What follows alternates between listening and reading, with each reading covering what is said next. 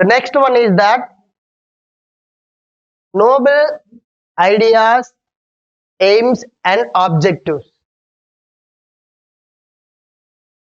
Noble aims and objectives. The third essential element or the salient feature of Indian Constitution is that noble aims and objectives. Here, when you observe the preamble of Indian Constitution, we found the noble aims and objectives. So, what are the noble aims and objectives? Firstly, the justice. Next, liberty. And third one is that equality, fraternity, and finally integrity. So these are the noble aims and objectives which are mentioned in our preamble of the Indian Constitution. Here, what is the justice? Justice on what matter? Justice on social justice or social manner, social justice, economic justice, political justice. Social justice, economic justice, political justice. Here, the state of India going to provide social justice to the all citizens of India to eradicate discrimination on the basis of religion, race, gender, caste, etc. etc. That's why here the state of India is responsible to eliminate discrimination among the people for providing social justice. And what about economic justice? Elimination of inequalities in the matters of minimum needs. Minimum needs. Minimum needs. Food, clothes, shelter. For providing food, clothes, shelter, India is responsible to provide food, clothes, shelter to the people of India. That means the India shall take responsibility to provide economic justice to the people of India. Then political justice. In the matters of participation in the government, India shall take steps towards providing equal opportunity in the matters of participation in the government. So this is called political justice. So like here, justice is the one noble aim and objective which are under social justice, economic justice, political justice. Then liberty. Liberty on what grounds? Liberty on 5 grounds. What are the liberty on 5 grounds here? Liberty of thought. Liberty of thought. Liberty of expression. Liberty of thought. Liberty of expression. Liberty of belief. Liberty of faith. Liberty of worship. Keep in mind, our Constitution of India, especially the preamble of India, provide liberty to the people of India in the matters of thought, expression, belief, faith and worship. Understood? Liberty on 5 matters. So, regarding to the thought, the people enjoy the liberty, freedom. In the matters of expression also, the states provide freedom to the people of India regarding to the expression. Belief, faith, worship. So these are the noble aims and objectives under liberty. And what about equality? Equality on what matters? Equality in the matters of opportunity.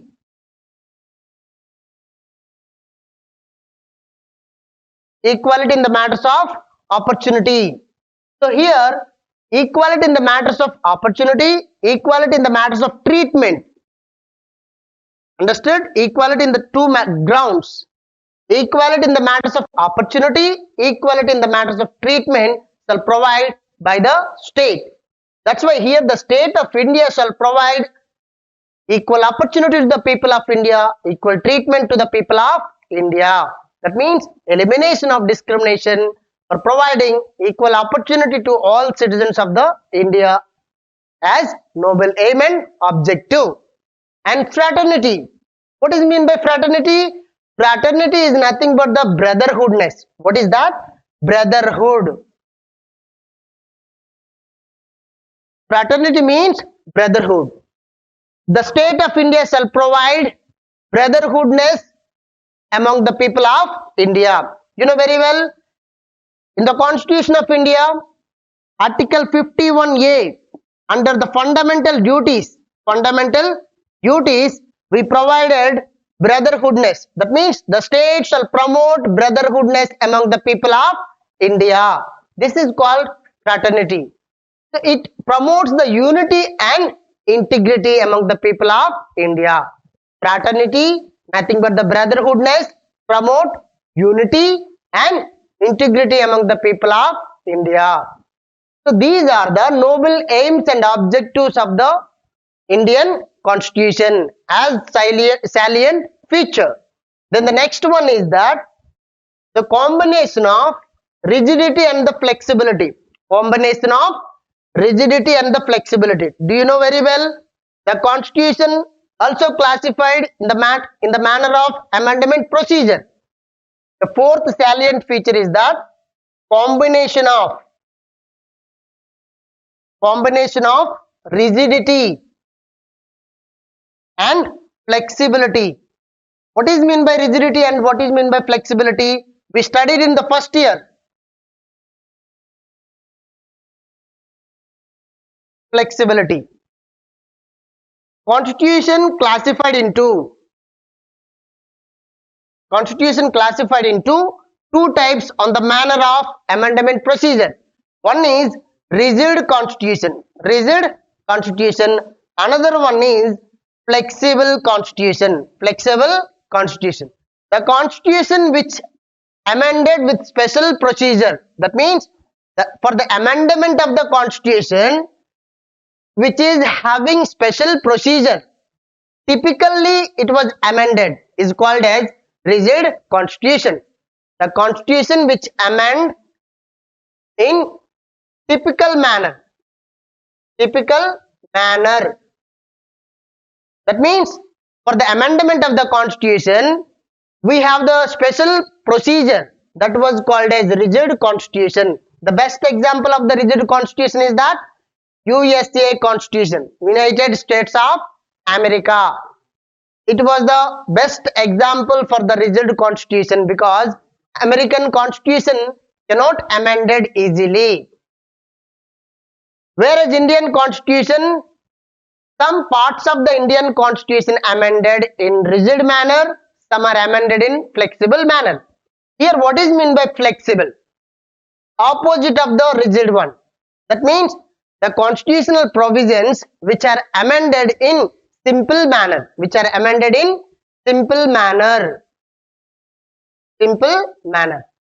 means for the amendment of the constitution, if we have simple procedure, that was called as flexible constitution. Now, what is the example of the flexible constitution? Britain Constitution. Britain is the very flexible constitution in the world. What about the India? India is not the rigid constitution. India is not flexible one.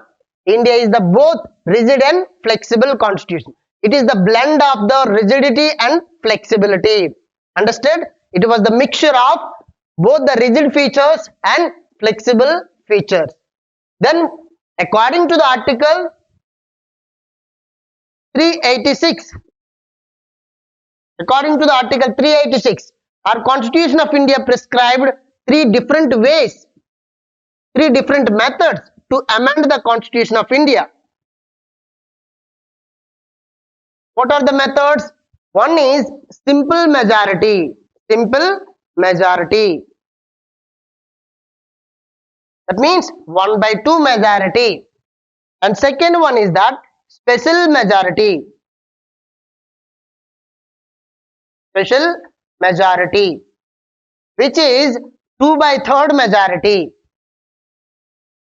1/2 majority and 2/3 majority. And third one is that special majority with 50% of states ratification.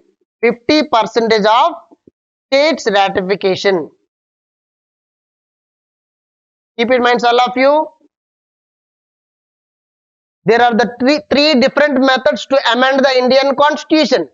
One is that simple majority, that is a 1/2 majority. That means 50% of the total member of the house, both the house of the Parliament of India.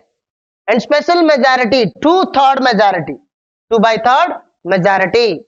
Out of the three, 2% should be accept.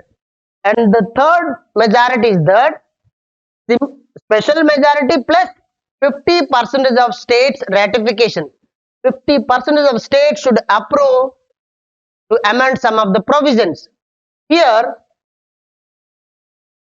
what are the important provisions to amend the simple majority here? For example, creation of new states. Creation of new states. For example, at the time of formulation of Telangana, we amended part 1 of the constitution under the article 3. Understood? So that was based on the simple majority, formation of the states, and also bifurcation of the boundaries of the states. That means adjustment of the changing of the boundaries of the state. It is also undercomes the simple majority. At the same time, creation of legislative councils, abolition of legislative council. They undercomes simple majority. Understood?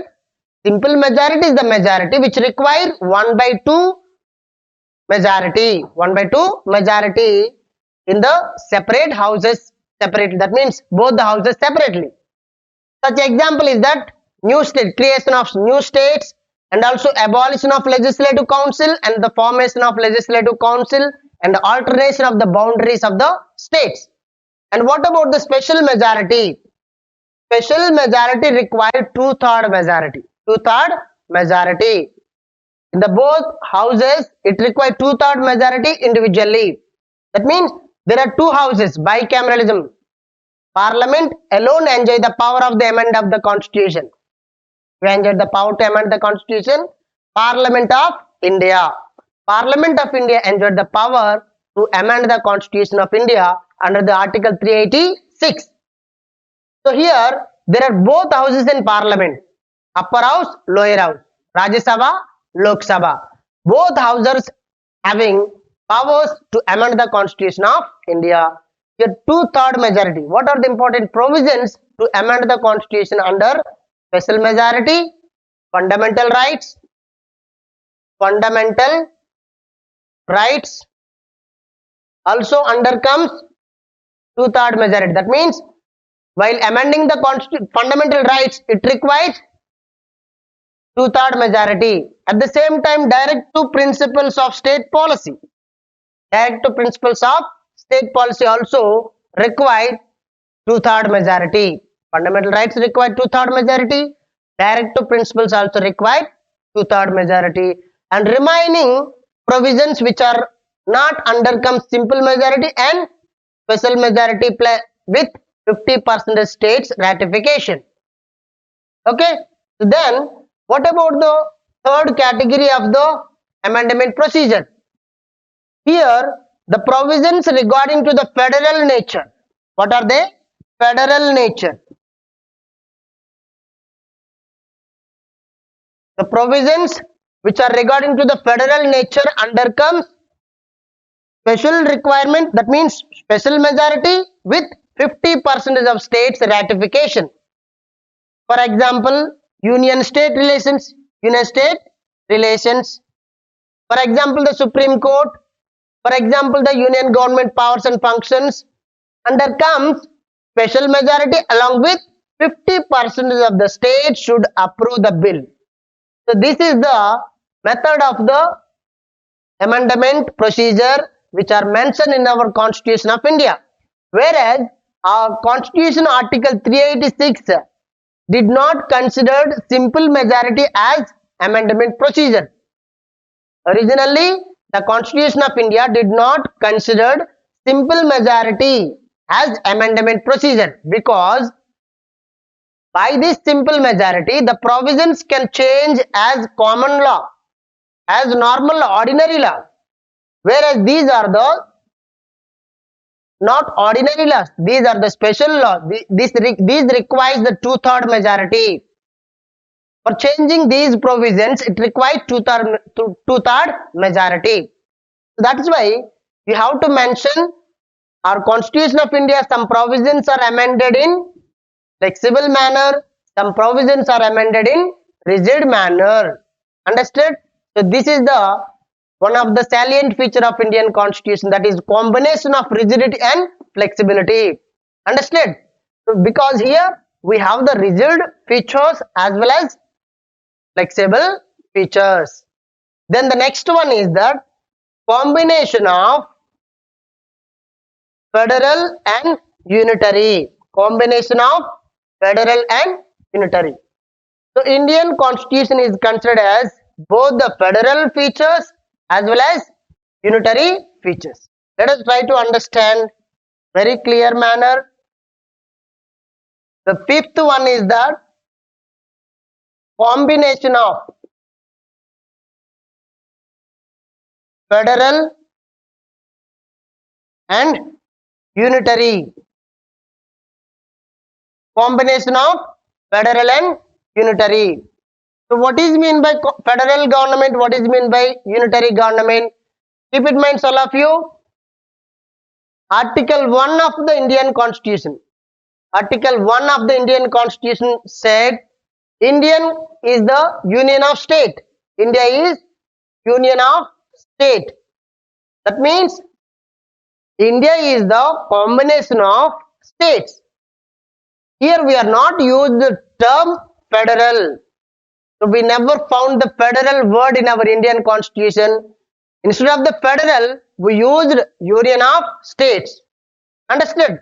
So that's why we have to understand we are not incorporated the term federal, but we adopted federal form of government.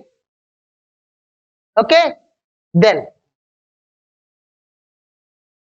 here very clear, the term federal is derived from the Latin word feudus, which means treaty or agreement. Okay, so this federal feature incorporated with the inspiration of 1935 Government of India Act, at the same time with the inspiration of Canadian model, at the same time with the inspiration of American model.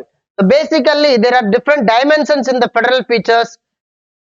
Finally we concluded our federal government is closely related to the Canadian model of federal government. Canadian model of federal government, because here the federal government, the basic feature of the federal government is division of powers.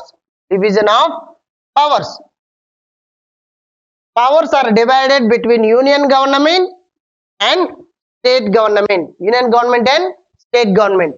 You know very well, 7th schedule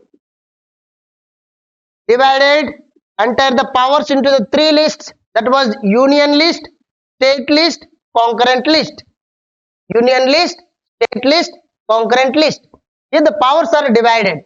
On the union list, the union government enjoy the powers. On the state list, state government enjoy the powers. On the concurrent list, both the union and state enjoy the powers. Okay, that's why here the division of powers are existed in India. At the same time, 2 governments, nothing but 2 governments. Is there 2 governments? Union government, state government. There is a bicameralism. There is a bicameralism. 2 houses. The legislature which contains 2 houses. Upper house, lower house. You know that Parliament of India contains 2 houses. Upper house Rajya Sabha, lower house Lok Sabha. There is a bicameral system. And also independence of judiciary. Independence of judiciary. So this is also one of the federal features. Like this, in Indian Constitution, we have some federal features. That's why India is considered as federal one. Besides the federal features, Indian Constitution also existed some of the unitary features. What are the unitary features of Indian Constitution? You know that one Constitution Is there any constitution for the states? No, there is only one constitution for the both states and union government. And at the same time, strong center, the central government enjoys the more powers than state government. And also single citizenship,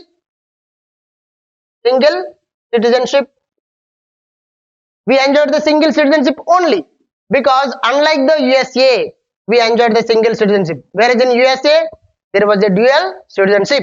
The citizenship of the USA one, another the one is that the citizenship of the state concerned, whereas in India, if you reside in Telangana also, you are having the citizenship of India only. There is no additional citizenship for the any people in India. Single citizenship, that is unitary government. That means unitary government is the government which is the one. Uni means one, tari means rule. Uni means one, tari means rule. Rule by one. That is called unitary government. The features of unitary government is one constitution, strong center, at the same time single citizenship, at the same time one election system, one election commission, appointment of the governors, governors are appointed by the President of India. President of India is the undercomes central government, but the governors worked in state government. Here the governor is the head of the state, but he is appointed by the central government. Is it undercomes unitary feature or not? At the same time, all India services. There are three all India services. One is IAS, Indian Administrative Service. Another one is IPS, Indian Police Service. And finally, Indian Forest Service. Not Foreign Service. These three are the all India services. They are appointed by the President of India, but they worked in the states. That is why the appointment of the all India services, appointment of the governor, election commission, single citizenship, integrated judiciary, they all undercomes unitary features. That's why our Constitution of India consists both the unitary features as well as federal features. That's why you have to remember Ambedkar's statement regarding to the federal and unitary form of government. Dr. B.R. Ambedkar, who is the father of Indian Constitution, was the chief architect of the Indian Constitution, stated that India is the federal as well as unitary government. In ordinary time, India is the federal government. In emergency time, India became unitary government. You know very well K.C. Ware. Who is the one? K.C. Ware, popular constitutionalist. He described about the Indian Constitution is quasi-federal. That means of federal features, of unitary features. That means federal in form, unitary in spirit. Federal in form, unitary in spirit, according to the K.C. Ware. And also Ivor Jennings. Ivor Jennings, one of the famous constitutionalist from the Britain, he also described Indian Constitution is the federal form of government with centralizing tendency. That means unitary government which enjoyed the powers by one government. There is no division of powers in unitary form of government. According to Ivor Jennings, India is the federal form of government, but there is a centralizing tendency. Like this, Indian Constitution is the blend of both federal features as well as unitary features. It is the combination of federal as well as unitary. Understood? So this is the one salient feature of Indian Constitution. Then the next one is that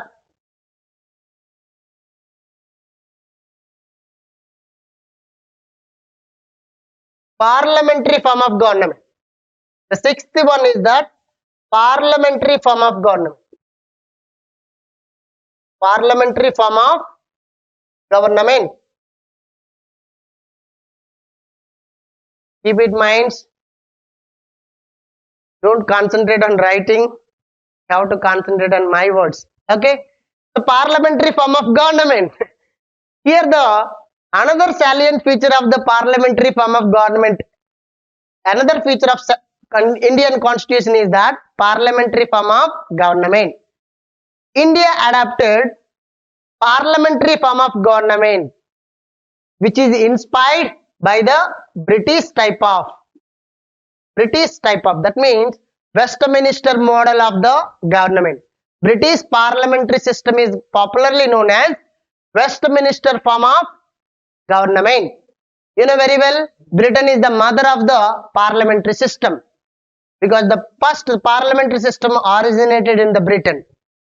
That's why we are taken parliamentary system from the Britain and incorporated in India, both the union level at the same time state level.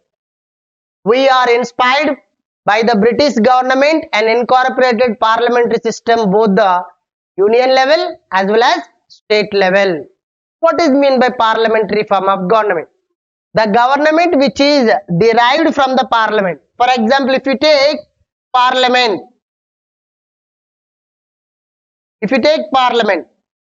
this is called parliament. For example, there are both houses, Lok Sabha, Rajya Sabha. The government which is headed by Prime Minister and the Council of Ministers, they all are comes from Parliament only. Prime Minister is the member of Parliament. Council of Ministers also member of the Parliament. If the government is derived from the Parliament, is called as parliamentary form of government. So here the Parliament has control over the executive. That means here the government which is called executive, which is called legislature. That means here the government which is derived from the legislature and the parliament, nothing but the legislature have control on executive. There was a responsibility. Understood? Here who responsible to the whom? Executive responsible to the legislature. That means government responsible to the parliament. That is why parliamentary form of government also called as responsible form of government. We accepted parliamentary system of the Britain, but we are not accepted the hereditary head of the Britain. The British parliamentary system headed by Queen or King, whereas we are not accepted such a hereditary head of the nation.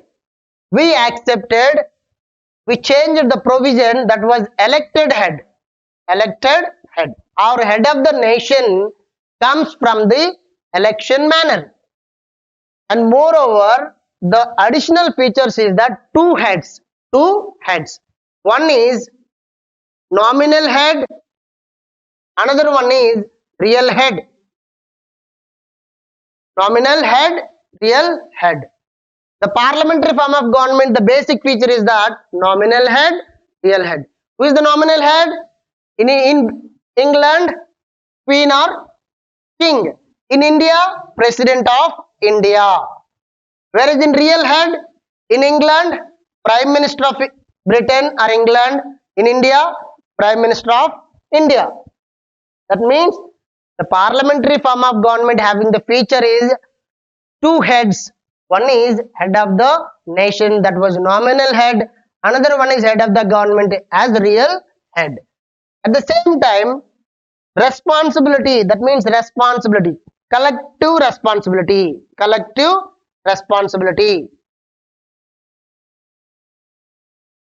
Collective responsibility also one of the feature of parliamentary form of government. Here the government collectively responsible, that means executive. The executive collective responsible to the parliament, that means legislature. Understood? There was a feature, the government here, the Prime Minister, Council of Ministers, collectively responsible to the parliament for their actions, for their omission and commission. They collectively responsible to the legislature, nothing but the Parliament of India, in India. That's why there was a collective responsibility in the parliamentary form of government. Then, and also control over the executive. control over the executive. Here who control over the executive? Legislature control over the executive. So they are asking the questions to the Prime Minister and the Council of Ministers in the Parliament of India. They imposed some motions like cut motions and also no confidence motion. Like that, the legislature control over the executive. These are the features of parliamentary form of government. We adapted this the union level as well as state level. So that's why this was inspired by whom? British type of Westminster model of the parliamentary system.